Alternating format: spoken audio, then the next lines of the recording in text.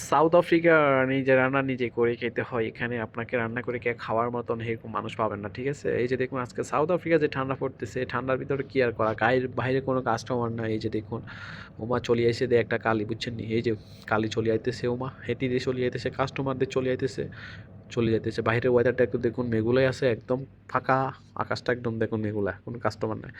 এই যে দেখুন, আর ওইখানে দেখছেন কতগুলা অরেঞ্জ কমলা, খাবেন নি?